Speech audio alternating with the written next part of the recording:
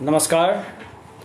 आईटीडीएम के इस पेज पर आप सभी का मैं पीयूष ठाकुर हार्दिक अभिनंदन करता हूं, हार्दिक स्वागत करता हूं। और आज मुझे जिस विषय पर बोलने के लिए आमंत्रित किया गया है वो है फंडामेंटल ड्यूटीज़। मुझे लगता है कि वर्तमान समय में इससे ज़्यादा और कुछ महत्वपूर्ण नहीं हो सकता है, और वर्तमान समय में ना ही इससे ज़्यादा इस विषय की सार्थकता साबित हो सकती है, जबकि सबसे महत्वपूर्ण विषय जो देश के सामने अभी खड़ा है वो ये है कि इस देश के नागरिक जो अपने फंडामेंटल राइट्स की बहुत ज़्यादा चिंता करते हैं, वो फंडामेंटल ड्यूटीज़ को लेकर भी सजग हैं या नहीं है। आखिर संविधान में दिए गए जो उनके कर्तव्य हैं वो उनको अपने अधिकार के साथ याद है या नहीं है। हम सभी ने ये वैश्विक तौर पर देखा है कि जो अलग अलग कुछ देश रहे हैं वहाँ उन्होंने पहले ही उस चीज़ को लागू कर लिया था, बी इट यूएसएसआर और चाइना और फॉर दैट मैटर जापान, और even you will find a similar provision under article 29 sub clause 1 of universal declaration of human rights.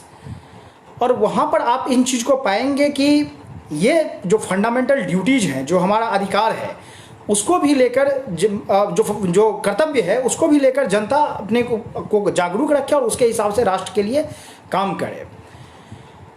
हमारे भी संविधान में इसकी पहले से इसकी कोई चर्चा नहीं थी, ना ही उसका पहले से कोई प्रावधान था। क्योंकि संविधान लागू होने के बाद 1950 में उस समय इस तरह के किसी भी प्रोविज़न की कोई ज़रूरत तब महसूस नहीं की गई थी, और इसीलिए इसको रखना उतना उचित नहीं समझा गया था। क्योंकि जो उस वक्त हमारे फ्रीडम फाइटर्स थे, जो कॉन्स्टिट्यूशन मेकर्स थे, उन्हें कभी भी इस चीज़ की ज़रूरत ही नहीं महसूस हुई थी कि कभी ऐसी भी परिस्थिति पैदा हो सकती है कि हमें अपने नागरिकों को उसके कर्तव्य भी बताने होंगे। और वैसे भी यह राष्ट्र एक ऐसा राष्ट्र रहा है जिसको अपने नागरिकों पर, अपने मनुष्यों पर, अपने ऋषि मुनियों पर, अपनी संतानों पर इतना पूर्ण विश्वास रहा है कि वो अपने अधिकारों के साथ अपने राष्ट्र के लिए जब ज़रूरत पड़ेगी वो खड़ा होने के लिए भी उतना ही सक्षम होंगे, और उसी प्रतिबद्धता के साथ वो आगे आएंगे जिस प्रतिबद्धता के साथ अपने अधिकारों की वो बातें करते हैं। विडंबना ये है कि अभी कुछ समय से ऐसा देखा गया है जब इस देश ने एक आमूलचूल परिवर्तन अपने विचार में देखा है, और वो ये विचार है कि लोग अपने अधिकारों के लिए मांग करते हैं, लड़ते हैं, और जितने भी कॉन्स्टिट्यूशनल मैकेनिज़्म हैं, जो कॉन्स्टिट्यूशन के थ्रू एस्टेब्लिश किए गए हैं, उन सब का उपयोग करते हुए वो अब उसे प्राप्त करने की कोशिश करते हैं। लेकिन अगर फिर वही बात उन्हें अगर कह दिया जाए कि आपके कर्तव्य ये हैं और उसे भी आपको पूरा करना है, तो वो सडनली पीछे हटते हैं। उन्हें लगता है कि ये उनका काम नहीं है, बल्कि ये तो सरकार का काम है, और उनका अधिकार, उनका दायित्व इस बात को लेकर है कि वो अपने सिर्फ अधिकारों को लेकर सजग रहें और अपने अधिकारों को प्राप्त करें। अभी इस चर्चा के दौरान मैं 2-3 जो विषय है जिसको मैं आपके सामने रखना चाहता हूं, और उसको मुझे लगता है कि मैं एक एक कर उसे सामने रखूंगा। जिसमें सबसे पहला जो ऑप्शन, जो मतलब उसका सबसे पहला जो टॉपिक रहेगा वो ये है कि इसकी पूरी हिस्ट्री क्या रही है, जो फंडामेंटल ड्यूटीज़, इसकी मूल परिभाषा क्या है, इसकी हिस्ट्री क्या रही है। दूसरे पड़ाव में संविधान में इसके क्या क्या प्रोविज़न हैं, और तीसरे स्तर पे मैं इसको वर्तमान परिप्रेक्ष्य से जोड़ूंगा।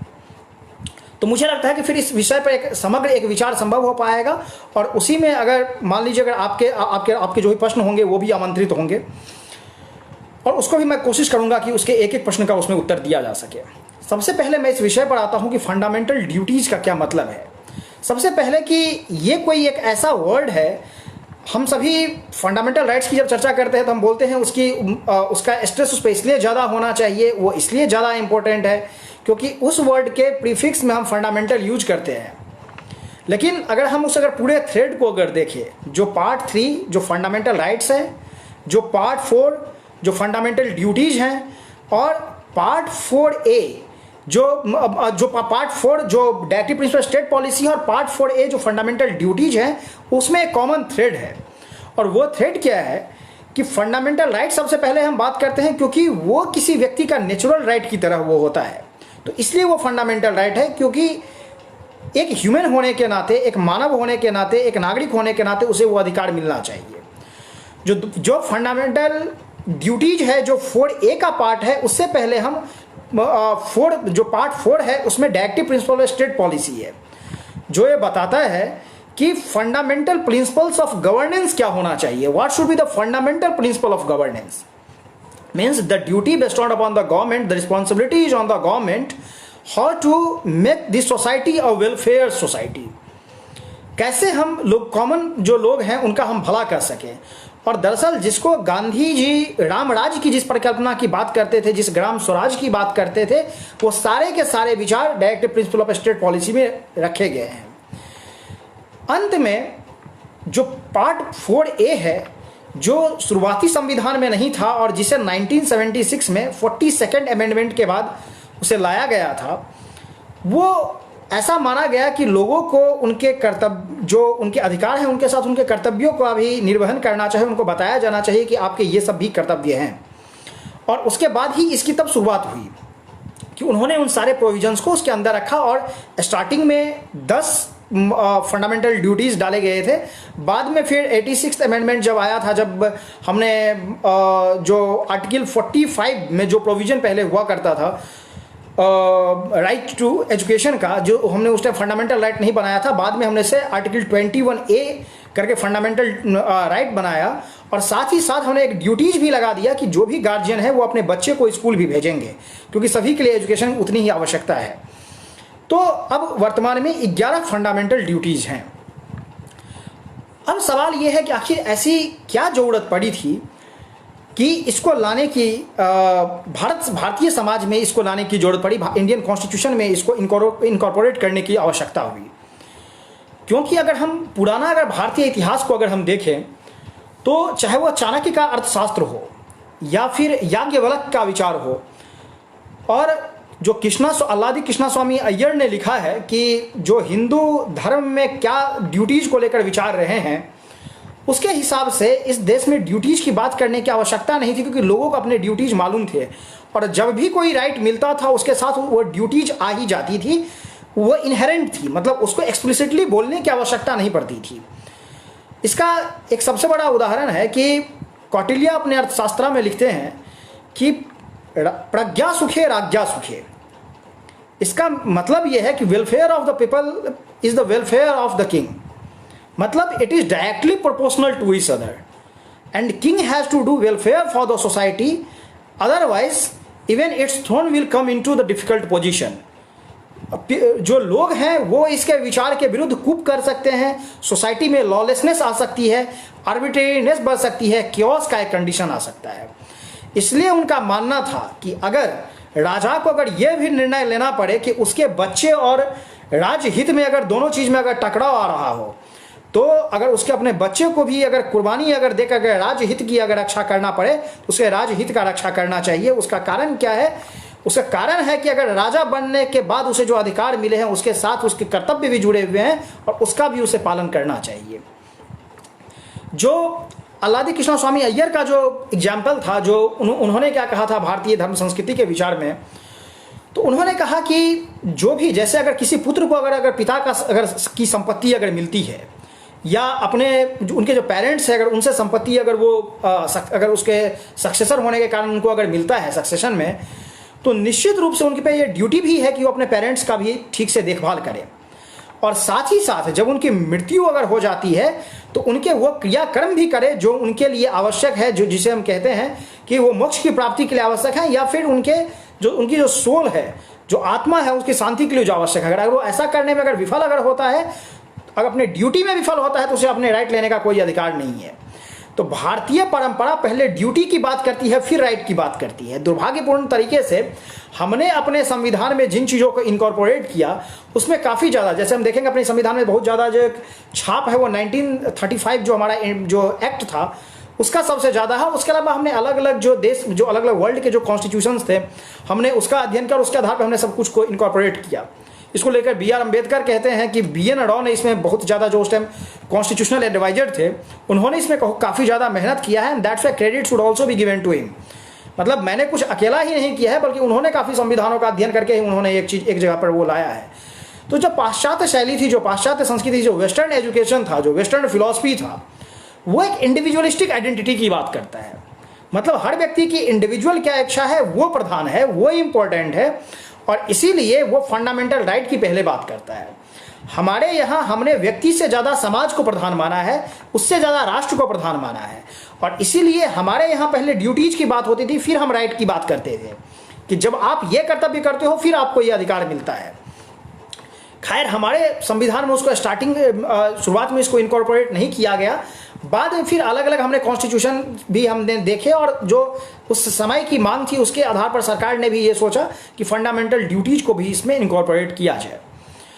तो ये इसका एक हिस्टोरिकल बैकग्राउंड था जिसके आधार पे सरकार और बाकी भी, मतलब इससे पहले सुप्रीम कोर्ट के भी कुछ ऐसे निर्णय थे जिसके आधार पर सुप्रीम कोर्ट ने भी कहा था, जैसे कि एक Chandrabhushan boarding and lodging versus state of Mysore का एक जजमेंट है जो कि 1970 का है।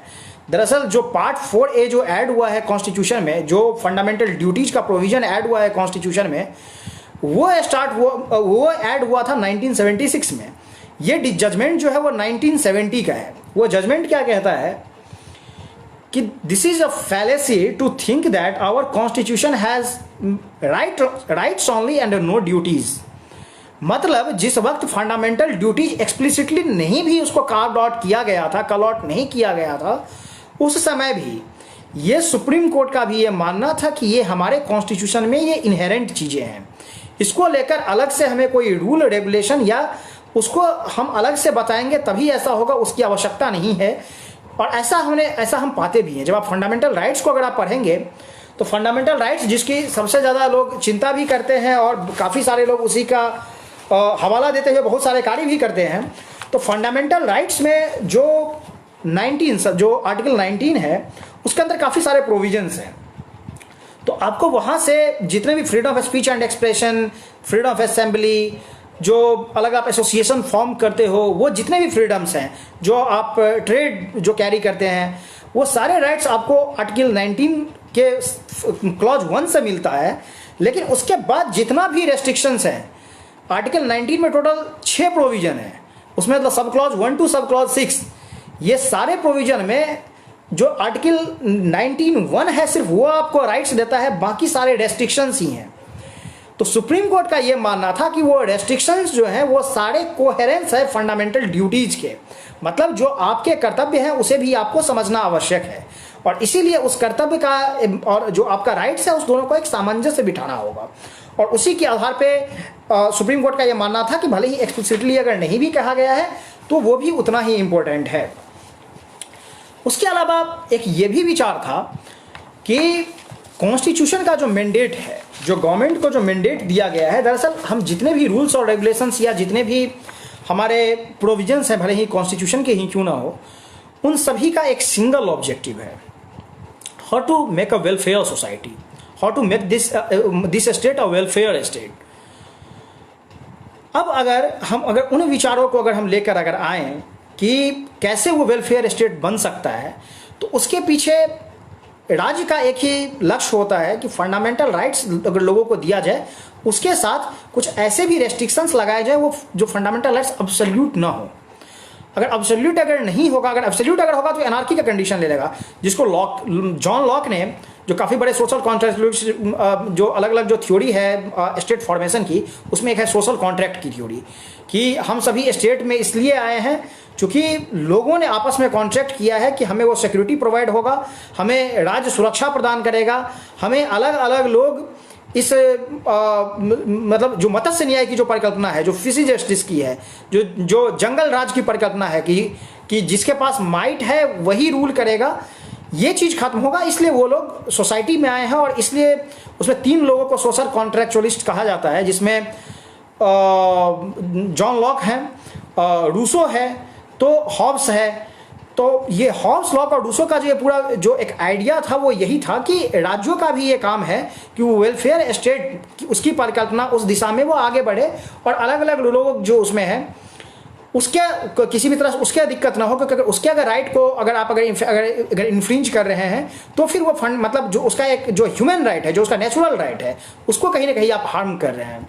और उसकी एक बहुत अच्छी किताब है जो कि सबसे ज़्यादा उसकी पॉपुलर भी किताब है, कि three treaties of civil government, उसमें उसका चैप्टर 3 है जो कि ऑन लिबर्टी, जो वो चैप्टर है उसमें वो बोलते हैं कि every state has to give its citizen the full natural right so that they can realise their fullest potential, means they can realise their fullest potential and they can develop themselves. जो inclusive development की जो बात है, जो inherent development की बात है, जो ओवरऑल डेवलपमेंट की बात है, उसमें जब तक आप उसे फ्रीडम नहीं दोगे तब तक वो आगे नहीं बढ़ सकता है। लेकिन साथ ही लॉ ये भी कहता है कि आप एक व्यक्ति का फ्रीडम तभी तक है, अगर अपने हाथ अगर चला रहा हूं तो मेरा हाथ वहीं तक चल सकता है जब दूसरे का नाक ना सामने आ जाए। अर्थात कि अगर कोई भी अपना अगर कार्य अगर कर रहा है तो उसमें कहीं ना कहीं ये रेस्ट्रिक्शन होना चाहिए कि दूसरे का फ्रीडम उसे हैम्पर ना हो। और फिर इसके मैं जब अपने जब अंतिम जब टॉपिक पे आऊँगा तब उसमें मैं ये डिस्कस करूँगा कि क्यों करंट सिचुएशन में ये सबसे ज़्यादा पॉइंट इंपॉर्टेंट है कि जब आप किसी को ये राइट देते हो तो फंडामेंटल ड्यूटीज का वहाँ पर क्या इंपॉर्टेंस रह जाता है। अब फिर हम आते हैं कि एक एक करके हम ये बताते हैं कि फंडामेंटल ड्यूटीज हमारे जो कॉन्स्टिट्यूशन में जिसकी चर्चा की गई है वो आखिर दरअसल है क्या क्या। क्योंकि जो हमारा पार्ट 4A है जिसने फंडामेंटल ड्यूटीज़ दिया, उसमें टोटल जैसा मैंने पहले ही बताया है कि टोटल 11 ड्यूटीज़ हैं। पहले वो 10 हुआ करता था, अभी करेंटली वो 11 ड्यूटीज़ हैं। और उसमें अगर आप एक एक ड्यूटीज़ को अगर पढ़ें तो आपको लगेगा कि अगर ये ड्यूटीज़ नहीं भी होते तो भी इसकी कोई आवश्यकता नहीं थी, अगर ये नहीं भी होता तो भी लोगों को ये पालन करना ही था। और सुप्रीम कोर्ट ने भी ऐसा कहा है अपने एक निर्णय में कि इसके बावजूद कि फंडामेंटल ड्यूटीज इन्फोर्सिबल नहीं है, मतलब आप उसको directive principle of state policy जो है वो भी इन्फोर्सिबल नहीं है, जस्टिसिएबल नहीं है, लेकिन इसके बारे में एक्सप्लिसिटली आर्टिकल 38 बात करता है। वो ये कहता है कि जो directive principle of state policy है वो जस्टिसिएबल और इन्फोर्सिबल नहीं है। लेकिन जो फंडामेंटल ड्यूटीज है उसके बारे में ये कहीं नहीं चर्चा की गई है कि वो इन्फोर्सिएबल है या नहीं है, उसको इंप्लीमेंट स्टेट कर सकती है या नहीं कर सकती है, उसको इन्फोर्स किया जा सकता है या नहीं किया जा सकता है। उसके बारे में सुप्रीम कोर्ट का यह कहना है कि उसे इन्फोर्स अगर वो एक्सप्लिसिटली अगर नहीं भी लिखा हुआ है और स्टेट अगर ऐसा कोई प्रोविजन अगर लेके आ रही है या अगर स्टेट अगर ऐसा कोई रूल और रेगुलेशन लेकर आ रही है और उसके अगर कॉन्स्टिट्यूशनलिटी को अगर चेक किया जा रहा है, उसकी वैधानिकता को अगर संवैधानिकता को अगर चेक किया जा रहा है तो उसमें यह भी ध्यान रखना पड़ेगा कि फंडामेंटल ड्यूटीज क्या क्या हैं। और फंडामेंटल ड्यूटीज से अगर उसका अगर रिलेशन है और वो फंडामेंटल राइट को भी अगर हैम्पर नहीं करेगा, उसमें दोनों में अगर कोहेरेंस है, and we must establish a delicate balance between these two topic, means fundamental rights and fundamental duties, only then this nation can prosper। तभी ये नेशन आगे बढ़ सकता है, ये राष्ट्र आगे बढ़ सकता है। अगर हम कॉन्फ्लिक्ट अगर कर देंगे तो कहीं ना कहीं लोगों को भी इससे दिक्कत है और राष्ट्र को भी दिक्कत है। जो सबसे पहला जो फंडामेंटल ड्यूटी है जो आर्टिकल 51A जिसकी बात करता है वो है it shall be the duty of every citizen of India to abide by the constitution and respect its ideals and institutions, the national flag and the national anthem। अब अगर सुप्रीम कोर्ट अगर national anthem को लेकर अगर कोई judgement अगर दे रहा है या फिर अगर पार्लियामेंट अगर नेशनल एंथम को लेकर अगर कोई रूल पास कर रही है तो उसमें क्या गलत है। डायरेक्टिव प्रिंसिपल जो फंडामेंटल ड्यूटीज है वो क्लियरली ये कहता है कि हर एक नागरिक को जो संविधान है उसका सम्मान और उसका पालन अनुपालन, जो उसके आइडियल्स हैं उसका सम्मान उसका रिस्पेक्ट किया जाना चाहिए। जो इंस्टीट्यूशन उसने एस्टेब्लिश किए हैं, जो कॉन्स्टिट्यूशन के थ्रू जो इंस्टीट्यूशन एस्टेब्लिश हुए हैं उसका सम्मान किया जाना चाहिए। यहाँ पर तो लोग सुप्रीम कोर्ट पर भी प्रश्न चिन्ह उठा देते हैं। अगर निर्णय पक्ष में आया तो ठीक है, निर्णय पक्ष में नहीं आया तो सभी की ऑटोनॉमी खतरे में पड़ जाती है। जितने भी इंस्टीट्यूशन हैं सभी फिर ऐसा साबित होने लगते हैं कि भाई उनकी कैपेबिलिटी कुछ बची ही नहीं।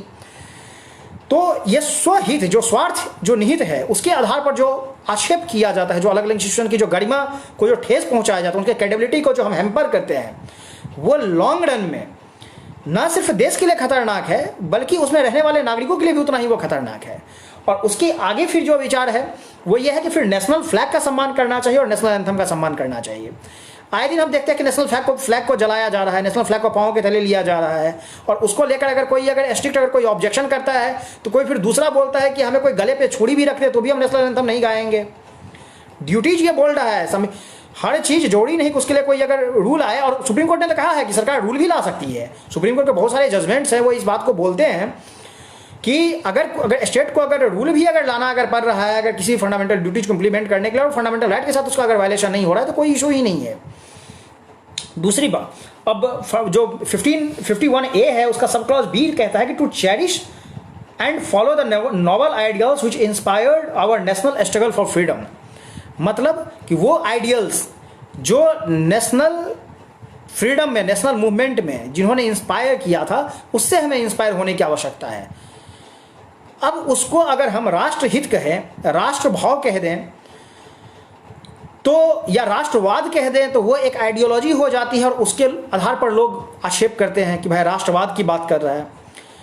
संविधान इसकी बात करता है कि राष्ट्रवाद की, जो भी आज़ादी की लड़ाई लड़ रहे थे वो राष्ट्रवाद की ही चिंता कर रहे थे, राष्ट्रवाद की ही बात कर रहे थे, और उसी के आधार पर फिर संविधान भी बोलता है कि उसी राष्ट्रवाद के, उसी विचार के साथ हमें आगे बढ़ना चाहिए, उसका पालन करना चाहिए। तीसरा है कि to uphold and protect the sovereignty, unity and integrity of India. काफ़ी ये इंपॉर्टेंट है आज के पर्सपेक्टिव में, जबकि ऐसे लोग यहाँ पर आए दिन ये बोलते हैं कि देश को के एक पार्ट को आज़ादी चाहिए, दूसरे भी पार्ट को आज़ादी चाहिए, पूरे देश को ही आज़ादी चाहिए। मतलब जो ये अगर नारा ये लगा रहे हैं कि कश्मीर मांगे आज़ादी और मणिपुर भी मांगे आज़ादी, केरल मांगे आज़ादी, उनको ये पढ़ना चाहिए कि फंडामेंटल ड्यूटीज़ भी ये बात करता है, और सबसे मेन हमारा प्रियम्बल ये कहता है कि नेशन के यूनिटी और इंटीग्रिटी को हर समय हम रक्षा करेंगे।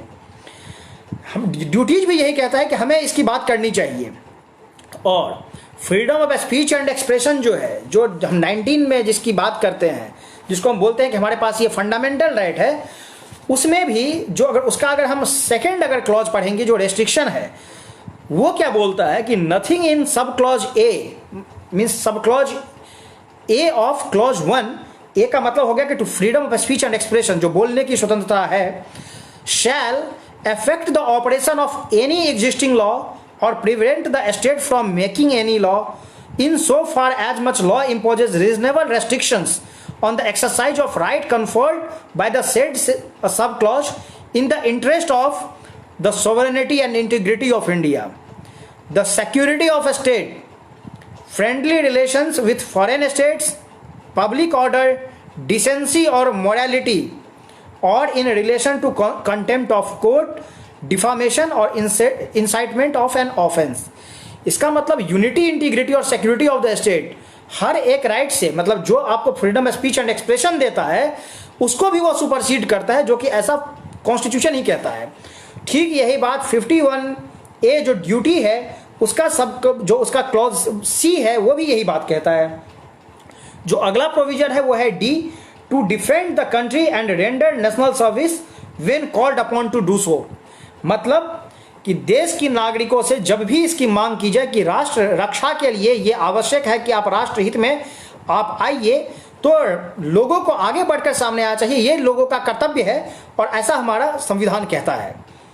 जो पांचवा है वो है to promote harmony and the spirit of common brotherhood amongst all the people of India transcending religious, linguistic and regional और sectional diversities।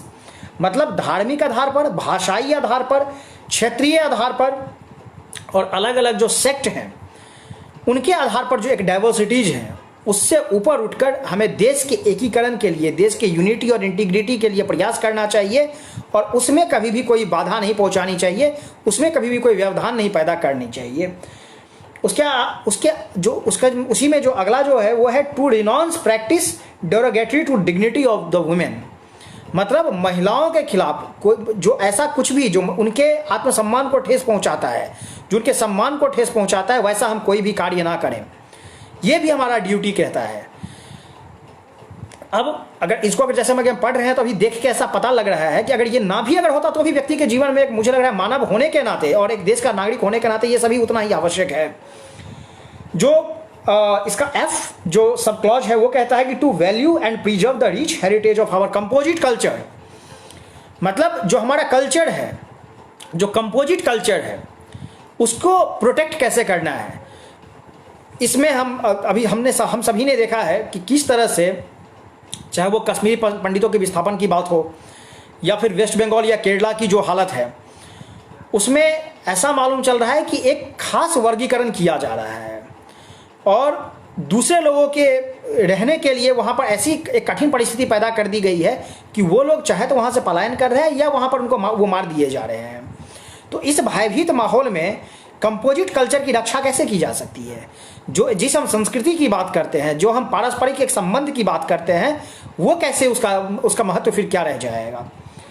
उसका जो अगला जो सब क्लॉज जी है वो ये बात करता है to protect and improve the natural environment.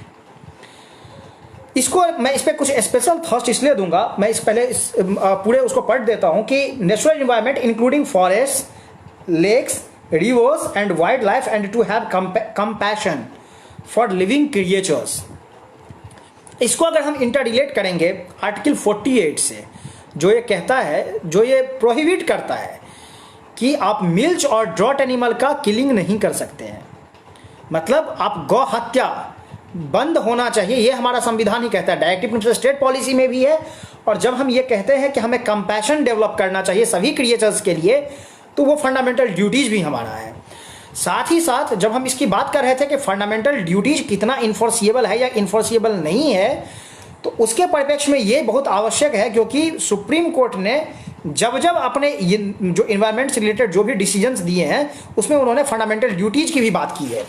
और फंडामेंटल ड्यूटीज की उन्होंने कैसे बात की है, तो जो भी आपने प्रिंसिपल्स सुप्रीम कोर्ट के जजमेंट में अगर आप देखेंगे, जैसे सस्टेनेबल डेवलपमेंट का है या फिर प्रिकॉशनरी प्रिंसिपल की बात है, ये दोनों फंडामेंटल ड्यूटीज के इसी जगह से लिए गए हैं।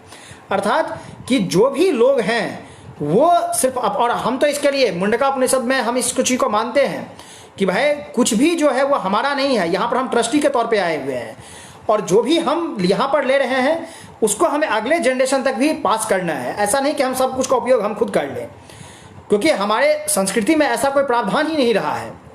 हम ये मानते हैं कि सभी ने अपने लिए एक जिसे हम अगर सामान्य भाषा में समझ लें तो हमने एक मोबाइल का टॉपअप लिया हुआ है, अपने टॉपअप का उपयोग करें और चले जाए। ये नहीं कि हम दूसरे का भी टॉपअप का उपयोग हम खुद कर रहे हैं, क्योंकि ज़रूरत इस बात की है कि हम कंपैशन डेवलप करें।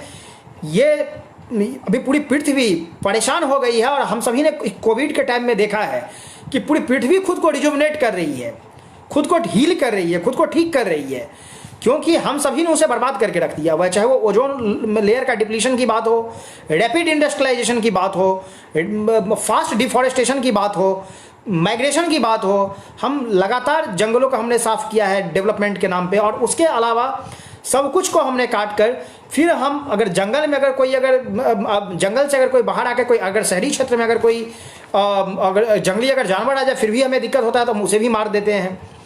तो ये कंपैशन जो है, जो एक वाइल्ड लाइफ के लिए, जो बाकी क्रिएचर्स के लिए होना चाहिए, क्योंकि ये सिर्फ हमारा ही, ये धरती नहीं हमारी ही नहीं है, ये जगह जहाँ पर हम रह रहे हैं वो सिर्फ हमारे लिए ही नहीं, वो सभी के लिए है, और सभी के अधिकारों की बात की जानी चाहिए, और सभी के अधिकारों की बात की भी गई है। इसलिए हमें वो भी कंपैशन दूसरों के लिए भी रखना चाहिए। और सुप्रीम कोर्ट का ये निर्णय, मतलब सुप्रीम कोर्ट का जो इन्वायरमेंट से रिलेटेड निर्णय है, वो सारे फंडामेंटल ड्यूटीज को बताते हुए में ये किया जाता है कि जब भी हम कोई काम करते हैं, जैसे मैं उसका छोटा सा एग्जांपल देता हूँ। अभी हमने विशाखापट्टनम में हम सभी ने देखा है गैस लीक पूरा केस हुआ था। उस गैस लीक केस में हम सभी ने फिर ये याद दिलाया कि भोपाल में ही ऐसा ही हुआ था। उसको लेकर टॉट, मतलब लॉ का एक पार्ट है जिसको हम टॉट बोलते हैं। टॉट मतलब होता है कि सिविल रॉन्ग जो भी होता है, दो तरह के रॉन्ग हो सकते हैं, चाहे तो क्रिमिनल रॉन्ग हो सकते हैं या सिविल रॉन्ग हो सकते हैं। जो क्रिमिनल रॉन्ग जो होता है, जो हम आपराधिक कार्य करते हैं, उसके लिए एक प्रॉपर एक्ट है और काफ़ी सारे उसके प्रोविजन है, चाहे वो IPC हो, इंडियन पिनल कोड हो, या फिर अलग अलग टैक्सेशन लॉ में उसके लिए प्रोविजंस हैं, या फिर उसके लिए नार्कोटिक्स का अलग प्रोविजन है, और मतलब जितने अलग अलग हैं बहुत सारे क्रिमिनल मैनुअल उसके लिए अलग से, चाहे वो CBI का हो या पुलिस मैनुअल हो, उन सब में अलग से उसके लिए प्रोविजंस दिए गए हैं। लेकिन जो सिविल रॉन्ग है उसको लेकर चर्चा कहीं नहीं की गई कि कंपनसेशन का लेवल क्या होगा, उसके लिए क्या होगा। तो जो चीज़ मतलब वेल डिटेल्ड नहीं है, वेल डॉक्यूमेंटेड नहीं है, तो हम उसको मानते हैं कि वो सिविल रॉन्ग है, और उसको लेकर फिर कोर्ट तय करती है कि कितना कंपनसेशन दिया जाए। तो उसमें अलग अलग प्रोविजंस हैं। उसमें एक ये भी है कि जब भी आप अगर कुछ भी अगर ऐसा कार्य करते हैं जिसमें नेचुरल ये टेंडेंसी रहती है कि उससे किसी दूसरे को घाटा हो सकता है, जैसे अगर मान लीजिए अगर आप अपने घर में अगर गैस को स्टोर करते हैं, पूरी संभावना इसकी है कि वो गैस अगर लीक अगर हो जाए तो पड़ोसी की जान जा सकती है, तो निश्चित रूप से आप पे वो जिम्मेदारी जवाबदेही तय की जाएगी। अगर कोई नहीं तो हर कोई ये बोलेगा कि भाई हमारी ज़मीन है, हम जो करना चाहे कर सकते हैं। अब मान लो किसी ने अपनी ज़मीन को खोद कर पूरा एक मतलब इतना नीचे कर दिया कि बगल की कोई बिल्डिंग ही उसमें गिर गई, तो निश्चित रूप से वो कहीं ना कहीं जानबूझकर ऐसा माना जाएगा कि आप इस चीज़ को जानते हुए आपने वो कृत्य किया है। तो इसीलिए कोर्ट का ये कहना है कि जब भी आप इस चीज़ को करते हैं तो ये माना जाएगा जो आप पे जो ड्यूटी थी उसका आपने पालन नहीं किया है, और इसलिए आपको कंपनसेशन और हैवी कंपनसेशन पे करना होता है। जो अगला है प्रोविजन जो एच है, वो कहता है कि to develop the scientific temper, humanism and spirit of inquiry and reform. Bharat की एक परंपरा रही है, वो है शास्त्रार्थ परंपरा। और मुझे लगता है जिस क्षेत्र से मैं आता हूँ और बहुत सारे लोग, मतलब इवन तो पूरा भारत में ही इस चीज़ की परंपरा थी, चाहे वो वाराणसी से कोई लोग रहने वाले हों, मैं खुद मिथिला से हूँ, मिथिला में ये परंपरा रही है, या दक्षिण भारत से जहाँ से आदि शंकराचार्य ने इस परंपरा को काफ़ी तेज़ी से और फैलाया। अगर उन सभी परंपराओं को देखें तो हम लोग कभी भी डॉगमेटिक नहीं होते हैं, रिजिड नहीं होते हैं।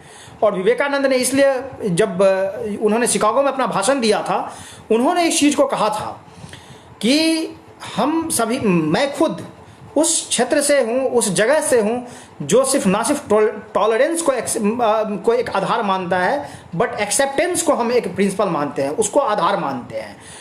वेस्टर्न जो कंट्रीज है वो टॉलरेंस को प्रधान मानता है, इसलिए हम सभी देखते हैं कि मीडिया में नैरेटिव बनाई जाती है इंटॉलरेंट हम हो गए हैं। भारत ने कभी टॉलरेंस को नहीं बल्कि एक्सेप्टेंस की पद्धति को माना है। और उसका महत्व क्या है? टॉलरेंस का मतलब ये हो गया कि आपको भले ही हम स्वीकार नहीं करते लेकिन तो भी आपको अपने बगल में बैठने दे रहे हैं, आपको हमने इतना बस अधिकार दे दिया कि आप हमारे बगल में बैठ सकते हैं। एक्सेप्टेंस का ये मतलब है कि आपके जो भी विचार हों, हम उस विचार का सम्मान करते हैं और उसको हम मानते हैं कि हमारे विचार आपके इतने ही पवित्र हैं और मैं उस विचार को भी उतना ही मानता हूँ। और इसी पर मुझे दयानंद सरस्वती का एक वाकया याद आ रहा है। दयानंद सरस्वती जब बनारस में पहली बार आए, हम सभी आज बात करते हैं कि धर्म को लेकर कोई बात कर देता है तो मतलब एक फैनेटिक माहौल पैदा हो जाता है, पूरे देश में लॉ एंड ऑर्डर की क्राइसिस पैदा हो सकती है। भारतीय परंपरा में इसका कभी कोई स्थान ही नहीं था। अगर ऐसा होता तो भगवान बुद्ध नहीं होते, भगवान महावीर नहीं होते, क्योंकि उस समय उन्होंने जो एक स्थापित परंपरा थी उसको उस स्थापित परंपरा को उन्होंने तोड़ने की कोशिश की थी। लेकिन इसके बावजूद भी उन्होंने, उनका सभी ने सम्मान किया, लोगों ने उनका पालन भी, अनुपालन भी किया, उनके विचारों को लोगों ने माना भी। दयानंद सरस्वती जब पहली बार जब बनारस पहुंचे तो वो मंदिर के सामने खड़े होकर 300 पंडित वहां पर खड़े थे, उनके सामने वो बोल रहे थे कि तुम जो ये कार्य कर रहे हो, जो मूर्ति पूजा कर रहे हो, उस पत्थर की मूर्ति में कुछ नहीं रखा हुआ है और तुम ये जो कर रहे हो उससे कुछ मिलने वाला नहीं है। और तब भी उनको पंडितों ने ये नहीं कहा कि आपको हम मार देंगे, उन्होंने कहा कि आइए हम शास्त्रार्थ करते हैं। तो भारत की परंपरा ये रही है कि अगर हम गलत कर रहे हैं कोई दिक्कत नहीं, आप हमें बताइए सही क्या है, हम आपका पालन करेंगे। और ये विचार जो है उसी की बातों का उद्धरण यहाँ पर किया गया है कि जो एक अंधविश्वास का एक विचार होता है, या फिर हम बात करते हैं कि जो बहुत सारा इनह्यूमन जो चीज़ें होती है, हमारे समाज में ही बहुत सारी विसंगतियाँ आई। आप पाश्चात्य देश से लेके और भारत तक को अगर देखें तो आप एक कॉमन चीज़ जो पाएंगे वो ये है कि विसंगतियां हर जगह पैदा हुई है, लेकिन जो अलगाव पाएंगे वो ये है कि भारतीय समाज ने अपनी विसंगतियों से दूर होने का हर समय प्रयास किया है। अगर हमारे यहाँ सती परंपरा थी तो उसको हमने छोड़ा, हमारे यहाँ अगर बाल विवाह थी उसके भी कारण है कि बाल विवाह आने का भी कारण था कि किस तरह से इन्वेडर्स आए थे, सती परंपरा का भी कारण था कि किस तरह से महिलाओं को उठाकर लेकर जाया जाता था और इसलिए महिलाएं सती होती थी। लेकिन इसके बावजूद भी समाज ने उस चीज़ को स्वीकार किया और उसको खत्म किया। तो ये इनहेरेंट जो समाज के अंदर से जो एक विचार आता है, जो हमारे अंदर एक इनहेरेंट विचार है, तो उसको हमने हर समय स्वीकार किया। और जो भी इस तरह के जो विचार जो हमारे समाज के लिए ठीक नहीं होते हैं और जिसे लगता है कि ये परिवर्तन इसका होना ही चाहिए, परिवर्तन करना चाहिए, उसको हम परिवर्तित करते हैं। तो यहाँ भी ये वही विचार, यही उसी की बात कर रहा है कि साइंटिफिक टेम्पर का डेवलपमेंट होना चाहिए। और शायद हमारे ऋषि मनीषियों ने इस चीज़ का काफ़ी सफलतापूर्वक इसका विचार भी किया, और यही एक सबसे बड़ा कारण है जिसके कारण से हम इतने बड़े बड़े अनुसंधान को करने में सफल हुए थे। अगर हमने उस वक्त जिस समय पहली बार कोपरनिकस ने कहा कि सूर्य के चारों तरफ बाकी ग्रह घूमते हैं और ये पृथ्वी घूमती है, तो चर्च ने कोपरनिकस को फांसी दे दी। कुछ ऐसे धर्म हैं जो ये मानते हैं कि पृथ्वी का भी जो संरचना है वो भी हम ओवल शेप जो बोलते हैं वो नहीं है। लेकिन हमारा ऐसा नहीं था कि हम ऊपर जाके चेक कर रहे थे कि पृथ्वी ओवल है या नहीं है, लेकिन हमारे ऋषि मनीषियों ने उस पर अध्ययन किया, अध्यापन किया। उन्होंने बताया कि कैसे ये पंच तत्व का ये शरीर है। उन्होंने बताया कि कैसे किसी को अगर बीमारी अगर हो सकती है तो उसमें 3 बड़े उसके कारण हो सकते हैं, जिसमें पित्त, कफ, वात और वात हो सकता है। तो इसके आधार पर उन्होंने इसको एनालिसिस किया था। एक साइंटिफिक टेम्पर नेचुरल हमारे अंदर, इस देश के संस्कृति के अंदर चलता रहा है। एक एक मंदिर का, जो मंदिर का निर्माण हुआ है, उसका निर्माण कैसे हुआ है, इसके पीछे जब आप जाएंगे तो आप देखेंगे कि उसके हर एक चीज़ का एक कारण है। अगर वहाँ घंटा लगा हुआ है, उस घंटा के बजने से उसका क्या प्रभाव होता है, उसका भी एक प्रॉपर आपको कारण मालूम चलेगा। अगर वहाँ पर जो गर्भगृह है उसका वहाँ पर क्या महत्व है, तो उसका भी पता आपको लगेगा। आप ऐसे ऐसे स्थापत्य कला देखिए, जो भारतीय संस्कृति का जो एस्थेटिक्स है, उस एस्थेटिक्स को आप देखिए और आपको समझ में आएगा कि कितने ज़बरदस्त वो मनीषी रहे होंगे। एक एक पत्थर के पूरे स्ट्रक्चर से उन्होंने उसका निर्माण किया है। तो निश्चित रूप से हमारे अंदर वो साइंटिफिक टेम्पर, जो विकास की भावना थी, वो सब हमारे अंदर थी। उस विचार को हमने फिर दोबारा इसमें इनकॉर्पोरेट किया है कि हमारे अंदर दोबारा हमारे लोगों को की ये भी ड्यूटी है कि आंख मूंद कर किसी चीज़ पर विश्वास ना करें, उसके को हम। और इसीलिए हम सभी ने जानना और मानना में हमने एक विचार ये देखा। अभी क्या होता है कि बस हम किसी विषय को बस मान लेते हैं। जानने का मतलब यह है कि हम खुद पे उसको अनुभव करते हैं। और इसलिए भगवान बुद्ध ने जब पहली बार जब योग किया तो उन्होंने बोला कि ये शरीर मतलब 1 सेकंड में लाखों बार ये टूट रहा है। और उसके बाद उन्होंने उसे जानने के बाद उन्होंने बोला कि ऐसा हो रहा है। तो यहाँ पर हर व्यक्ति ने खुद पे अनुभव किया, खुद से प्रयोग किया है, उसके बाद उन्होंने उस चीज़ को लिखा है। ऐसा नहीं किसी से सुन के लिख लिया हुआ है।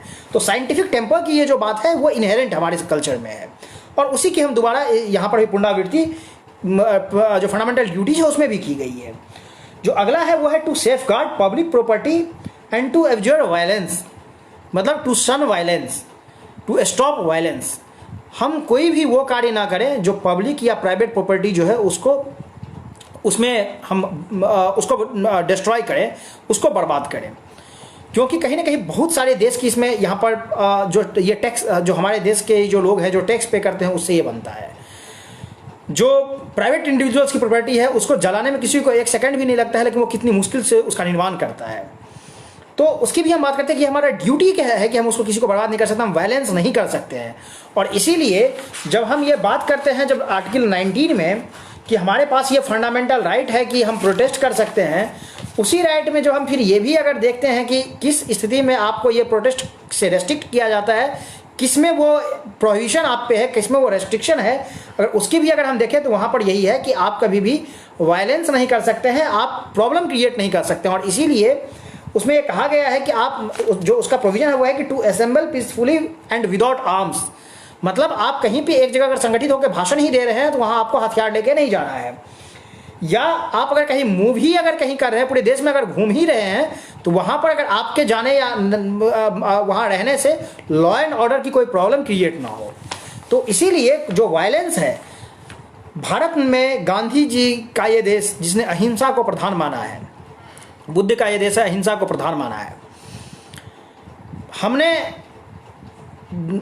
कभी भी हत्या का समर्थन नहीं किया है। और जब कभी अगर किसी को अगर दंड ही देना हो, अगर वध ही अगर उसका अगर हुआ है तो वो भी धर्म के लिए हुआ है।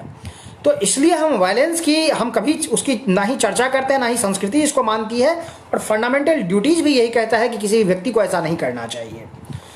जो अगला जो फंडामेंटल ड्यूटीज है वो है 51A का J, to strive towards excellence in all spheres of individual and collective activity so that the nation constantly rises to higher levels of endeavor and achievement।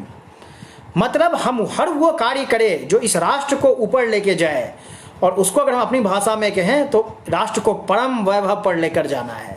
यही वो विचार है। हम किसी संगठन को भले ही किसी एक आइडियोलॉजी के चश्मे से देख लें, लेकिन हम एक बार ये भी निर्धारित कर ले, हम एक बार ये भी पढ़ ले कि संविधान किस चीज़ का जिक्र करता है। अगर कोई परम वैभव पर ले जाने की बात करता है तो हम उसे हास्यास्पद करार दे देते हैं और हम ये बोलते हैं कि वो परम वैभव क्या होता है। परम वैभव का यही विचार है कि to strive towards excellence in all spheres of individual and collective activity. Individual और कलेक्टिव जो भी उसका विचार है, जो भी एक्टिविटी है उसमें हमको एक्सेल करना है, खुद को आगे बढ़ाना है, राष्ट्र को आगे बढ़ाना है, so that nation constantly rises to. अब राष्ट्र हमारा आगे कैसे बढ़ेगा, तो उसमें है कि so that nation constantly rises to higher levels of endeavour and achievements. मतलब हम अगर ओलंपिक में अगर गोल्ड लेके आ रहे हैं तो वो राष्ट्र का गुणगान करेगा। हम सभी को मालूम है कि जब जब कोई भी राष्ट्र का अगर कोई ओलंपियन अगर स्वर्ण जीतता है तो उसका फ्लैग ऊपर होता है और सिर्फ एक राष्ट्र गान होता है, वो उसी का होता है जो स्वर्ण पदक जीतता है। तो जो जीके जानने वाले लोग हैं उनके लिए ये ज़्यादा महत्वपूर्ण है, क्योंकि एक बार सिविल्स में ये क्वेश्चन भी पूछा गया था कि भारत के लिए अभी तक कितने बार राष्ट्रगान बजाया गया, तो जितना ओलंपिक गोल्ड जीतते हो उतने ही बार राष्ट्रगान आपका बजता है। तो हॉकी के अलावा आपके पास इंडिविजुअल गोल्ड एक अभिनव बिंद्रा का है, बाकी हम कलेक्टिव गोल्ड जीतते रहे, इंडिविजुअल गोल्ड हमारे पास एक ही हो रहा। तो ये चीज़ जो ये विचार है कि हम अपने राष्ट्र को परम वैभव तक लेकर जाना है, राष्ट्र को आगे बढ़ाना है, वो विचार यहाँ पर रखा गया है। और जो सबसे लास्ट में जिसकी बात चर्चा मैंने की थी कि 86th अमेंडमेंट जो वाजपेयी जी की सबसे सरकार थी जब 2002 में, और जब हमने 86th अमेंडमेंट लाया था कि सर्व शिक्षा अभियान, सभी को शिक्षा दिया जाए और शिक्षा सभी का मूलभूत अधिकार है, और हमने फिर उसे जो आर्टिकल 45 था उसको हमने आर्टिकल 21A मतलब fundamental directive principle state policy से हमने फंडामेंटल राइट्स उसको बनाया। वो यह था कि सभी व्यक्ति को शिक्षा का अधिकार मिलना चाहिए और जो एक एलिमेंट्री एजुकेशन है वो एलिमेंट्री एजुकेशन उसको हम प्रोवाइड करवाएं।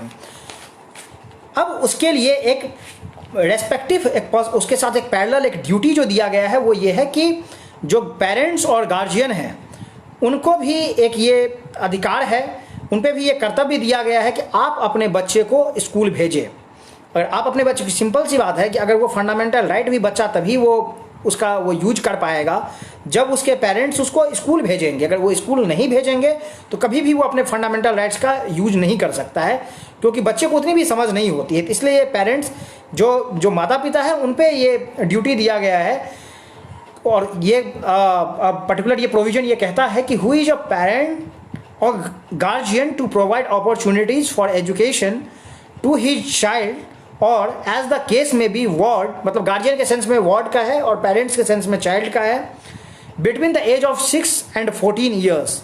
इसका एक अगर सिंपल से अगर मान ले तो क्लास 8 तक ये होता है कि भाई बच्चा एडमिशन लेता है 6 साल में, और जब 14 साल का जब होता है तो क्लास 8वीं में वो होता है, 8वीं या 9वीं में वो होता है।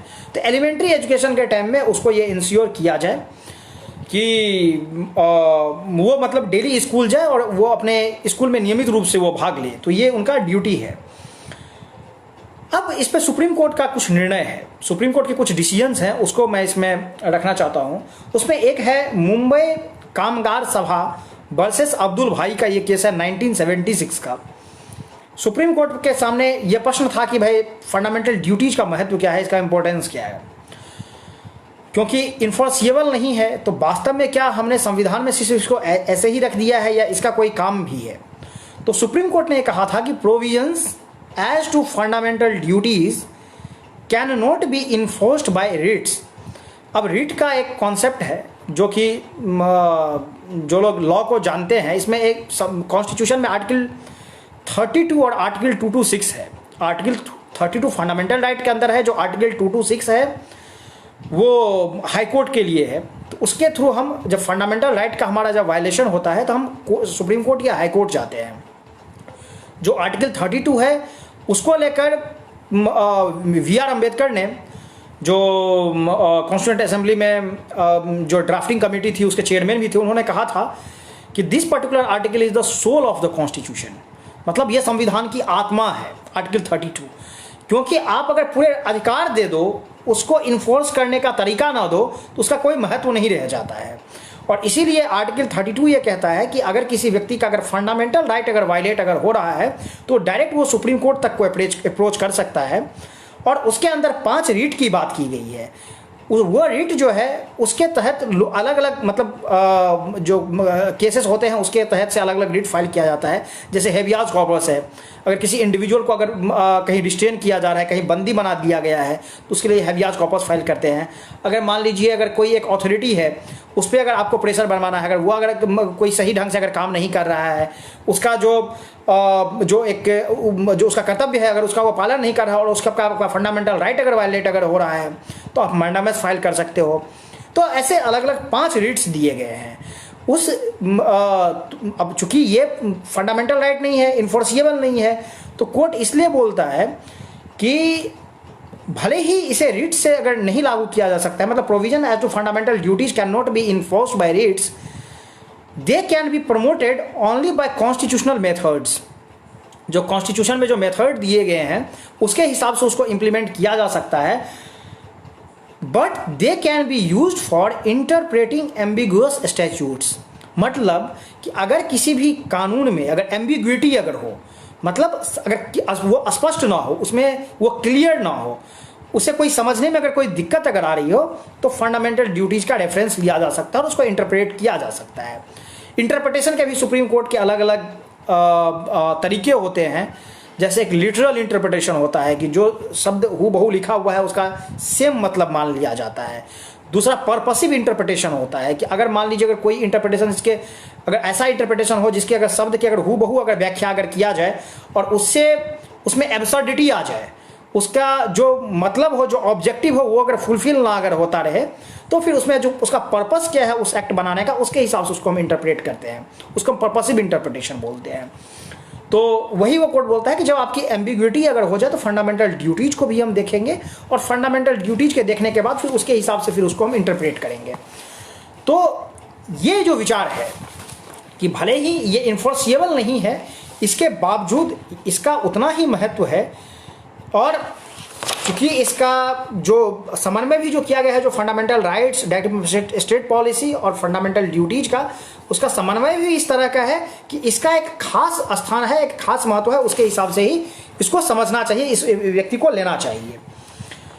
अब जो इसमें एक जो आपको एम्बिग्विटी वाला हमने जो विचार बोला, सुप्रीम कोर्ट ने इसको एक बार दोबारा फिर अपने एक जजमेंट में बोला था। AIIMS student union versus AIIMS का एक केस था जिसमें कोर्ट ने बोला था though this provision is not enforceable yet valuable guidance and aid to interpretation and resolution of constitutional legal issues. इसके बावजूद कि ये इन्फोर्सिएबल नहीं है, but of course it can be used as a guiding principle, as a guiding light to interpret the provision which is having some ambiguity, जो अस्पष्ट ना है, जो क्लियर नहीं है, उनको अगर हमें अगर डील अगर करना हो तो हम इसको भी देख सकते हैं, इसके हिसाब से भी हम विचार कर सकते हैं। ये ठीक वैसे ही बात है जैसे डायरेक्टिव इंदिरा गांधी की गवर्नमेंट के समय में 31C जब आया था, जब चूंकि काफ़ी लैंड रिफॉर्म्स जो थे वो स्टक डाउन किए जा रहे थे, और फिर ये आया था कि भाई अगर इस तरह से अगर स्टक डाउन अगर किए जाते रहेंगे, क्योंकि लोग फंडामेंटल राइट्स के कारण, उस time right to property fundamental right हुआ करती थी, अभी वो आर्टिकल 300A में जो कॉन्स्टिट्यूशनल राइट है बस वो है, फंडामेंटल राइट अब नहीं है। तो उस समय लगातार जितने भी अलग अलग स्टेट्स गवर्नमेंट के पास काफ़ी इस तरह के केसेस आते थे कि भाई वो फंडामेंटल राइट को वायलेट कर रहा है। तो 1951 में पहली बार जब इस चीज़ को किया गया था, तो फंडामेंटल जो हमारा डायरेक्टिव स्टेट पॉलिसी है, जो ये बोलता है कि रिसोर्सेज का डिस्ट्रीब्यूशन इक्विटेबल होना चाहिए, सभी व्यक्ति को बराबर का महत्व मिलना चाहिए, उसके आधार पर ही, और जो एक वेलफेयर स्टेट की परिकल्पना है उसके आधार पर हमने अमेंडमेंट किया और कोर्ट ने फिर बाद में उसको एक्सेप्ट किया था। तो हम जो भी जजमेंट अगर हम देखेंगे, जो चाहे वो सज्जन सिंह का जजमेंट हो या उससे पहले के जितने भी जजमेंट्स हैं, उन सभी जजमेंट्स में ये एक कोहेरेंस था कि जो भी डायरेक्टिव प्रोविजनल स्टेट पॉलिसी के लिए भी सरकार अगर कोई अगर कानून अगर ला रही है तो उसको भी कॉन्स्टिट्यूशनल वैल्यू अगर, और वो डायरेक्ट अगर मतलब अगर उसमें अगर इंटरवीन नहीं कर रहा है और वेलफेयर स्टेट की परिकल्पना को अगर साकार अगर कर रहा है, तो फिर उस आधार पर उसको उसकी वैलिडिटी को, कॉन्स्टिट्यूशनल वैलिडिटी को अपहोल्ड करना चाहिए, उसको अनकॉन्स्टिट्यूशनल डिक्लेयर नहीं करना चाहिए। क्योंकि पार्लियामेंट ने अपने अगर विजडम से अगर बनाया है तो निश्चित रूप से उसके पीछे उसका कोई कारण रहा होगा। पार्लियामेंट ऐसे कोई कानून बना नहीं सकती, और वैसे भी सुप्रीम कोर्ट का ये भी प्रोविजन है कि presumption always lie in the constitutionality of any provision passed by the parliament, passed by the any legislature. तो जो प्रिजम्पशन होता है वो कॉन्स्टिट्यूशनल वैलिडिटी के पक्ष में होता है कि वो कॉन्स्टिट्यूशनली वैलिड है। अगर कॉन्स्टिट्यूशनली इनवैलिड करना है तो उसको लेकर फिर अलग अलग विचार लाने पड़ते हैं। अब मैं इसके तीसरे विषय पर आता हूं। जो तीसरा विषय है कि वर्तमान समय में इसकी क्यों आवश्यकता है। हम सभी ने भी बहुत सारे चीज़ को विटनेस किया है, बहुत सारी चीज़ के हम प्रत्यक्षदर्शी रहे हैं, और मुझे लगता है कि शायद ये हमारा दुर्भाग्य है कि हम इन सारी चीज़ों को प्रत्यक्षदर्शी रहे हैं। आप देखिए कि दिल्ली जहाँ एक सत्ता का केंद्र है, उसी के यूनिवर्सिटी में भारत तेरे टुकड़े होंगे के नारे लगाए जाते हैं। उसी यूनिवर्सिटीज़ में ये बात किया जाता है, जब हम एक तरफ बात करते हैं कि सारे प्रिंसिपल और वो सब सभी एक साथ अगर हों, मतलब हम सभी धर्मों को समान आदर दें, सभी धर्मों का समान विचार करें, उस समय भी हम ये बात करते हैं कि किस तरह से एक ये जुडिशियल किलिंग है सिर्फ उस व्यक्ति के रिलीजन को देखकर।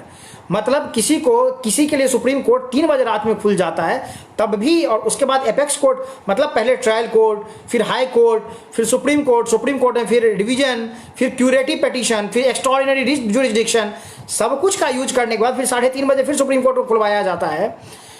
इसके बावजूद भी जुडिशियल किलिंग कहा जाता है, और उस प्रोग्राम का टॉपिक दिया जाता है, जो उसका थीम होता है वो है a country without a post office.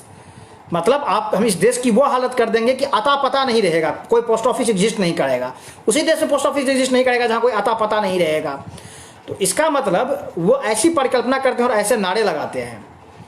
हम सभी ने देखा है कि दूसरे न्यूज चैनल्स, जो कल तक टेररिस्ट होता है, वो अगले दिन जिस दिन उसको मारा जाता है, और उसे निश्चित रूप से जिस रास्ते को उसने चुना है उसे मरना ही है। जो हथियार उठाएगा वो संवैधानिक व्यवस्था में उसका कोई स्थान नहीं हो सकता है, उसको जाना तो पड़ेगा ही।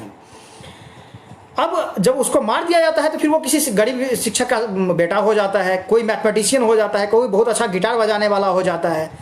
हमारे जो सैनिक वीरगति को प्राप्त होते हैं उनका भी तो कोई अधिकार होता है।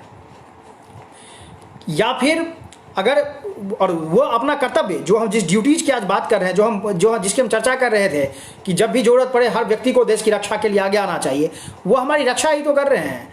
और वो जब रक्षा करते हैं और उस रक्षा के लिए जब वो कोई कार्रवाई करते हैं, उसके बाद फिर उनको हम दोष देने लगते हैं कि भाई एक शिक्षक के बेटे को मार दिया, एक शांतिपूर्ण बेटा किसी न किसी कारण से वो हथियार उठा लिया। तो सामान्य सी ये बात है कि इस परिस्थिति में फिर हमारी ये ड्यूटीज़ कितने महत्वपूर्ण हो जाते हैं।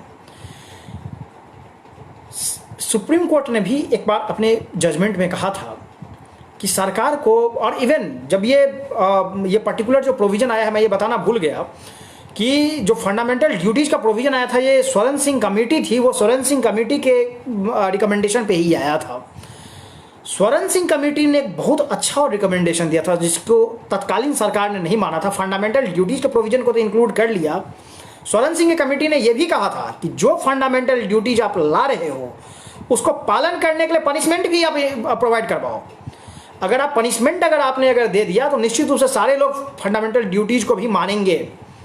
लेकिन सरकार ने उस बात पर ध्यान नहीं दिया और उसके लिए पनिशमेंट की व्यवस्था उसने नहीं की, और तभी हमारे अंदर इतनी समस्याएं आ रही है कि अब हमारे गर्दन पे हम चाकू रख दो तो भी हम भारत माता की जय नहीं बोलेंगे। अरे भारत माता का गौरव गान करना हर व्यक्ति का कर्तव्य है। इसको लेकर कोई गर्दन पे चाकू रखे, तलवार रखे, छुरी रखे, इससे बोलेंगे ऐसा थोड़ी है। और दूसरी बात, ये हमारी ड्यूटी क्या है, भारत का एक नागरिक होने के नाते क्या ये हमारा स्वाभाविक कर्तव्य नहीं है?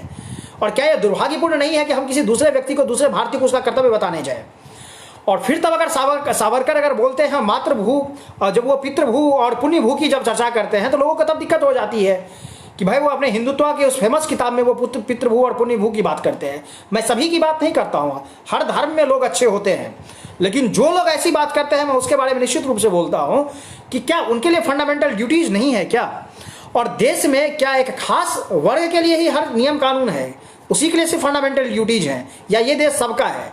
अगर इस देश से अगर अधिकार लेने की कोई बात करता हो, अगर उसे ये लगता है कि इस देश में है, भाई जिनको लगता है कि बाकी देश बहुत अच्छे हैं और जो लोग ट्विटर पे दे के ये लिख रहे हैं कि हम अरब कंट्रीज में बोल देंगे तो इंडिया को प्रॉब्लम क्रिएट हो जाएगी, भाई आप अरब कंट्री चले जाओ, आप पाकिस्तान ही चले जाओ, आपको ज़्यादा सेफ्टी लग रहा है तो। वो रहेंगे भी यहाँ, खाएंगे भी यहाँ का, अधिकार भी लेंगे यहाँ का। मैं इसमें कुछ एक दो व्यक्ति का नाम लेना चाहता हूँ। हर्ष मंदर सुप्रीम कोर्ट में प्रशांत भूषण हर्ष इशू को लेकर सुप्रीम कोर्ट में PIL फाइल करते हैं। निर्णय पक्ष में आया तो ठीक है, तब निर्णय एकदम जुडिशरी जीत जाती है, जुडिशरी पूरी फ्री हो जाती है। निर्णय विपक्ष में आया तो सारे लोग इनके मतलब वो गवर्नमेंट पूरा कंट्रोल करने लगती है। जब अभी रिटायर्ड चीफ जस्टिस हैं रंजन गोगोई, जब वो 4 जज के बेंच में उन्होंने प्रेस कॉन्फ्रेंस किया था तब वो ठीक थे, तब जुडिशरी पूरी फ्री थी। लेकिन जब उन्होंने कुछ ऐसे निर्णय दिए जो इनको ठीक नहीं लग रहा था, उस टाइम जुडिशरी कब्जे में आ गई। जब अर्नब गोस्वामी को एक दिन में उसके बेल मैटर पे सुनवाई हो गई और क्वेश्चनिंग ऑफ एफआईआर के एप्लीकेशन पे सुनवाई हुई और उनको बोला गया कि भाई आपको 3 वीक्स के लिए आपको मॉरेटोरियम दिया जा रहा है, उस बीच में आपको कोई कोएर्सिव एक्शन नहीं लिया जाएगा, तो सुप्रीम कोर्ट दबाव में था।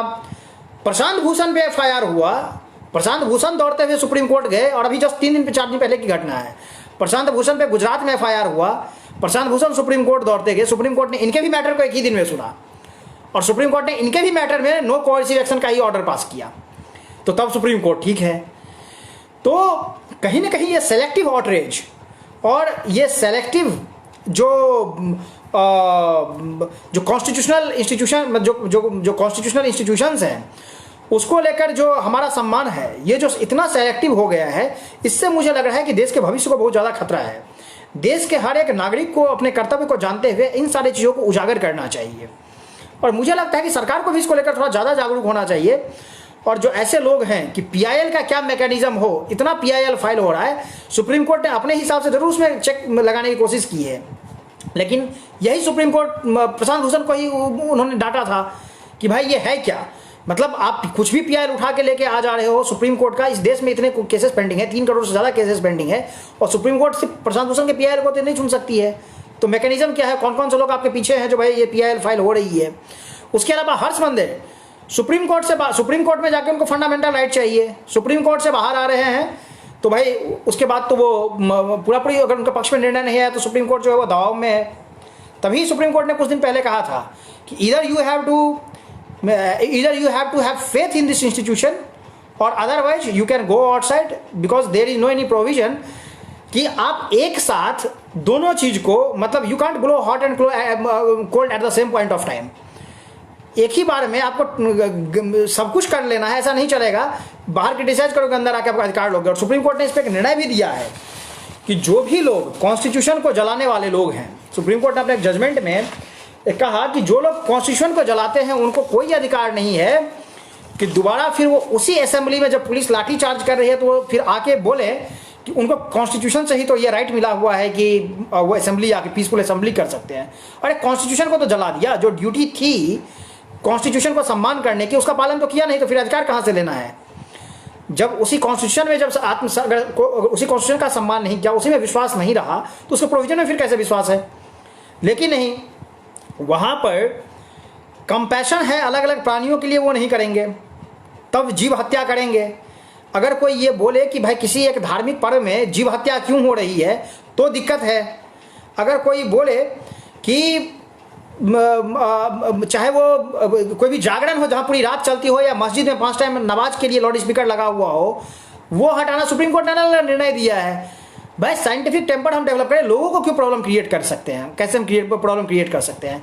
जब इसकी जब इशू हो तब हम उसकी चिंता कब कुछ नहीं करेंगे। लेकिन अगर फिर हमें अपने ड्यूटीज लेने की बात हो तो हम बोलेंगे कि भाई हमारा फंडामेंटल राइट है कि राइट टू रिलीजन, और फंडामेंटल राइट टू रिलीजन है। फिर आप प्रोफेशन प्रोपोगेट भी करते हैं, उसकी आप प्रोफेशन प्रोपोगेट भी करेंगे, वो सब भी ठीक है। और फिर बाद में आप इसी प्रोविजन का राइट टू इक्वालिटी जब आएगी फिर उसका फिर वायलेशन करेंगे। आपके लिए बाकी लोग बराबर नहीं होंगे, मतलब अधिकार लेने के लिए फिर राइट्स हैं, जब काम करने की बात है तो ड्यूटीज़ नहीं है। तो मुझे लग रहा है कि इस देश में इस पर एक जन जागरण होना चाहिए, पूरे देश में एक इसके लिए एक विचार बनना चाहिए कि आखिर कहाँ तक ये परमिट किया जा सकता है, कब तक इस चीज़ को लेकर आगे हम बढ़ सकते हैं, कब तक इस ऐसी परिस्थिति में हम जी सकते हैं। अगर एक न्यूज़ चैनल फंडामेंटल राइट का यूज करते हुए मुंबई अटैक का लाइव टेलीकास्ट करके टेररिस्ट को ये बता रहा है कि हमारे आर्मी के जवान कहाँ हैं, तो उस पर क्यों ना परमानेंट बैन लगा दिया जाए उस न्यूज़ चैनल पे। क्यों फंडामेंटल राइट के नाम पे वो इस देश के हित को ताक पे रख दें और इसके आधार पे अपना प्रॉफिट पहुंचाते रहे। कैसे ये किया जा सकता है कि कोई जो आप जिस राइट की बात कर रहे हैं कि आपको मीडिया को पूरी राइट है कि दूसरे को सही खबर दे, कैसे आप दूसरों के लिए आतंक बन सकते हैं। क्योंकि उन कश्मीरी पंडितों के निश्चित रूप के आज भी उसकी आत्मा कटोच रही होगी जब वो ये सुनते होंगे कि नहीं नहीं ऐसा तो कुछ हुआ ही नहीं था कि एक्सोडस हुआ था, ये लोग प्रॉब्लम क्रिएट करते, तो बाहर से कुछ लोग आके उन्होंने प्रॉब्लम क्रिएट कर दिया।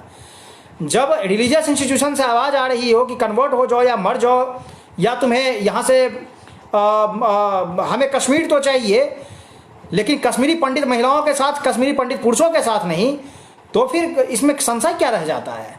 लेकिन तब भी आप लोगों को मिसगाइड करेंगे, क्यों? क्योंकि वहाँ पर एक आपको हेजेमनी एस्टेब्लिश करनी है, एक नैरेटिव बिल्ड करना है। ये आपकी ड्यूटी नहीं है, मीडिया की ये ड्यूटी हो भी नहीं सकती है। आपको एक जो निष्पक्ष खबर है, जो एक न्यूट्रल खबर है, वो आपको देना है। और मैं ये मानता हूँ कि मीडिया फ्री होनी चाहिए, मैं ये मानता हूँ कि हर एक व्यक्ति को स्वतंत्रता होनी चाहिए। और देश में आज मैं आपसे बात करने में सक्षम हो पा रहा हूँ, इसका कारण है कि मुझे ये अधिकार मिला हुआ है कि मैं आपके साथ स्वतंत्रतापूर्ण तरीके से बिना किसी दबाव में आकर हम बात कर सके। लेकिन क्या इस देश में हर चीज़ को क्रिटिसाइज करने की आदत है? हिंदू के सर्वोच्च धर्मगुरु को आप इस देश में क्रिटिसाइज कर सकते हैं, हिंदू के सर्वश्रेष्ठ धर्म ग्रंथ को आप क्रिटिसाइज कर सकते हैं, हिंदुओं के भगवान को आप क्रिटिसाइज कर सकते हैं, लेकिन एक खास धर्म के और अन्य धर्मों के आप किसी भी चीज़ को क्रिटिसाइज नहीं कर सकते हैं। और अगर आप ऐसा करेंगे तो आप पे थ्रेट आने लगे, फिर ये कैसा राइट है और कैसी ड्यूटीज है? क्या राइट और ड्यूटीज में भी सेलेक्टिविज्म होगा क्या? या ये देश ये तय करेगा कि सभी के लिए बराबर के नियम कानून हैं? अभी हम सभी जो दृश्य देख रहे हैं कि कुछ धर्मों के नाम पे इंस्टीट्यूशन को परमिट किया जा रहा है, कुछ धर्म के नाम के पे जो दुकान भी अगर खोल रहे हैं तो उसको सील कर दिया जा रहा है, लोगों को अरेस्ट किया जा रहा है, FIR किया जा रहा है, तो ये कब तक चलता रहेगा? इसलिए जो अधिकार है वो सभी के लिए है, जो कर्तव्य है वो सभी के लिए है, और सभी को उसका अनुपालन करना चाहिए। जो लोग अपने कर्तव्य में विश्वास नहीं रखते हैं उनका अधिकार भी उनसे छीन लेना चाहिए, और यही समय की मांग है। जब तक इसका अगर उदाहरण हम प्रस्तुत नहीं करेंगे, ये देश आगे नहीं बढ़ सकता है। और ये देश ये सामान्य देश नहीं है, ये एक ऐसा देश है जो पुरातन काल से चलता आ रहा है।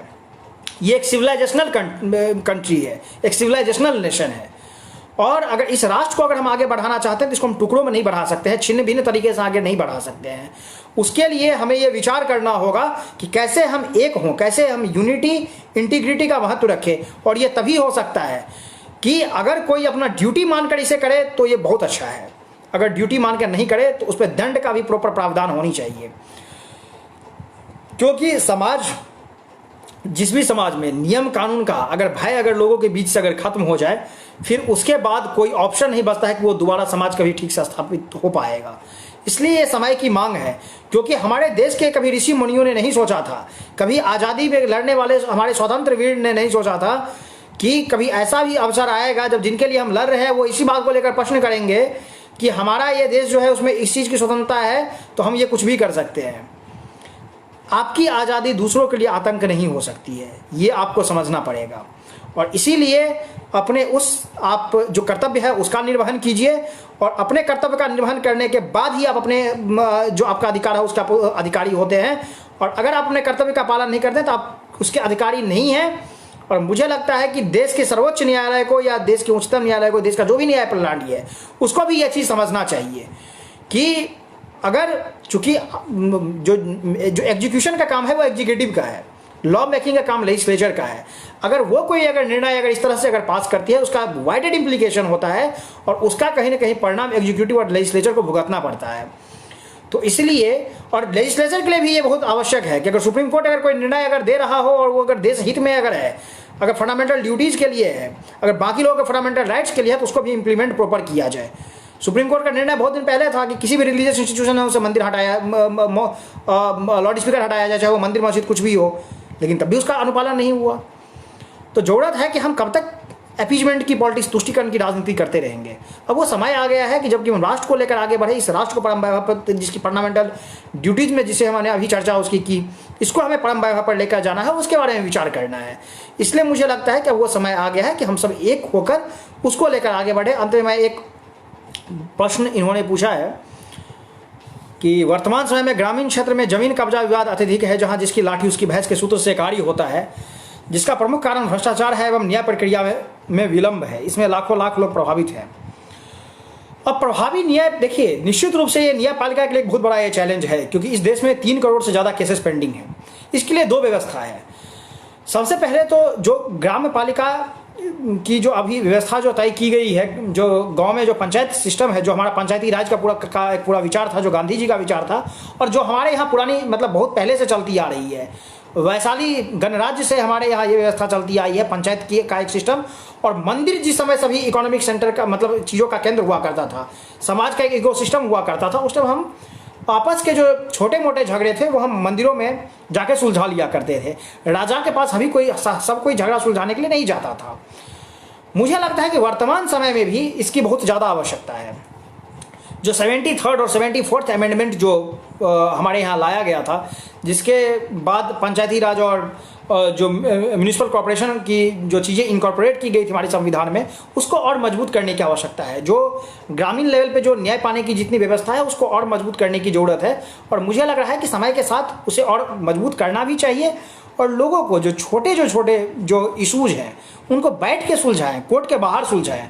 इससे भी कोर्ट पे देखिए क्या है, क्योंकि न्यायपालिका निश्चित रूप से सरकार को इंफ्रास्ट्रक्चर बढ़ाना चाहिए, जजेज का और ज़्यादा रिक्रूटमेंट करना चाहिए, और इसके आधार पर उसके हम जो एक स्पीडी जो जस्टिस है उसको हम इंश्योर कर सकते हैं।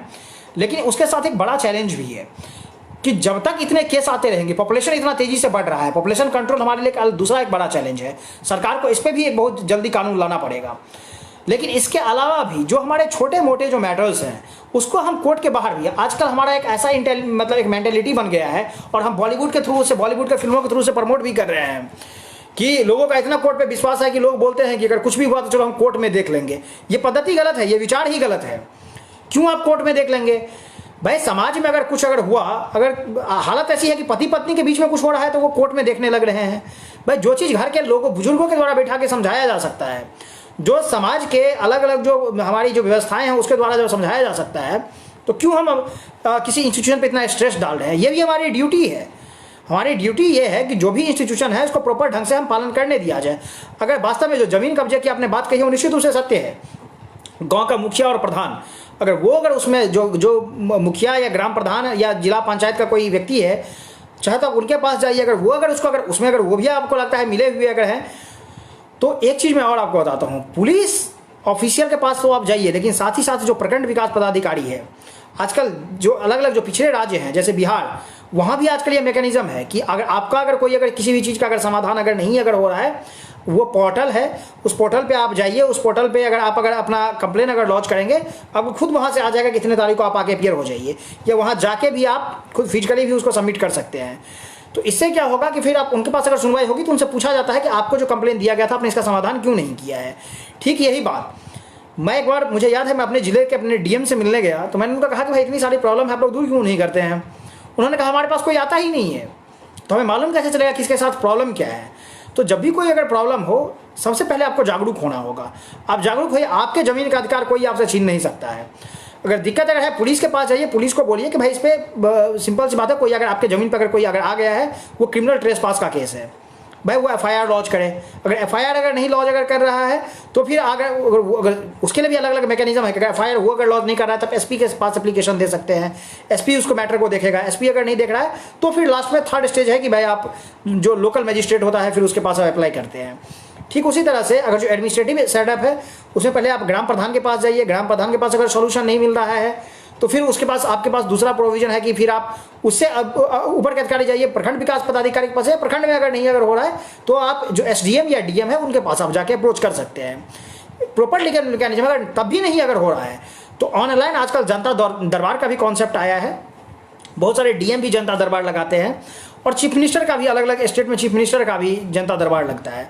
वहाँ भी अगर आप ऑनलाइन भी कंप्लेन अगर कर देंगे तो भी उसकी सुनवाई होती है, तो वो भी एक ऑप्शन है। बाकी अगर मुझे लगता है कि एक ग्रुप भी बनाने की आवश्यकता है। जो युवा है, अभी मैं कुछ देर एक डेढ़ घंटे पहले मैं एक दूसरे जगह लाइव था, तो जो युवा है उनको भी यहाँ पर एक होना पड़ेगा। और इस तरह के जो भी लोग हैं जो वास्तव में कमज़ोर हैं, जिनको इस तरह से अगर आवश्यकता महसूस हो रही है, आपका ये फंडामेंटल ड्यूटी है, आपका ये कर्तव्य है कि उस चीज़ अपनी जिम्मेदारी को समझें क्योंकि आज अगर कोई व्यक्ति अगर एक पे कब्जा कर रहा है, कल आप पे भी कब्जा कर सकता है, कल किसी तीसरे पे भी कब्जा कर सकता है। दूसरी बात, समाज में सभी परस्पर सद्भाव और शांति के साथ रहे, ये इंश्योर करना हम सभी का काम है। इसलिए आवश्यकता है कि भाई हम उन सभी को संबलता प्रदान करें। अगर कोई गलत कर रहा है तो उसको जाके बोले। ग्रामीण व्यवस्था ही यही है। अगर शहरी व्यवस्था के टाइप अगर हो जाएगी, जहाँ पर कोई किसी को जानता नहीं है, जो अगर मन में जिसका जो मन हुआ वो उसने वही किया, फिर कोई मतलब नहीं हो जाएगा। फिर ग्राम की जो ग्रामीण समाज की एक बेसिक अवधारणा है, जो कि मूलभूत अवधारणा है, उसी में प्रश्न चिन्ह खड़ा हो जाएगा। इसलिए युवाओं को जागृत होकर युवाओं को आना चाहिए। जो पढ़े लिखे युवा हैं, वो जो गरीब हैं, जो कमज़ोर हैं, उनको हेल्प कीजिए। क्योंकि आप ये देखिए, वो किसी भी जाति किसी भी धर्म के हो सकते हैं, लेकिन समाज में सभी के साथ न्याय होना चाहिए, और ये इंश्योर करना हर एक व्यक्ति का कार्य है। जो है people who are educationally graduate, post graduate, और people who are working in reputed post like teaching in school, college, most of them to about the duties. What can a person do to make them realize so that our society will be according to fundamental duties? See, exactly, education doesn't mean that one would aware about their duties. That is the most difficult problem that this country is currently facing, and that's why everyone must be aware about their duty. And if anyone is not aware about that, then of course there must be a consultative process. It must be started in each and every society. You means all those educated persons should come together. They can form a group. They can mobilize the society. They can garner the support from even the other intellectuals, other good persons, and they should make a movement that one has to abide by the duties too. If you want your fundamental rights to be protected, then the similar is the duty, and this country has bestowed upon some duties on you, and you have to abide by that. You should accept those duties and follow as it is written in the constitution. Not only that, means because just being a human being, you also have some duties that is called natural duties, and one should also abide by that, because we have certain principles in our society, and everyone should abide by all those principles. Everyone should follow those principles, and should, like, helping others should not be written anywhere. And I think this society need not that, because we are not we are not a society where everyone is taking care of himself or herself. We are taking care of everyone, and we should take care of everyone, because these days each and every time we are accusing politicians that they do not do their duties properly. So the first responsibility is upon us, that we should first do our duties. We should first follow those rules and regulations, and until and unless we will not do that, till that point we do not have any right to raise any finger on any individual, be it politician or for that matter be it bureaucrats. तो मुझे लग रहा है कि बस अगर इसी विचार के साथ अगर हम आगे बढ़े, तो निश्चित रूप से समाज में एक मूलभूत परिवर्तन आएगा। और इसी विचारों के साथ मैं आज का ये फेसबुक लाइव ख़त्म करता हूँ। मैं इस इनविटेशन के लिए ITDM का बहुत हार्दिक धन्यवाद व्यक्त करता हूँ, और साथ ही साथ बड़े भ्राता राजीव पाठक जी का भी मैं बहुत बहुत धन्यवाद व्यक्त करता हूँ। धन्यवाद।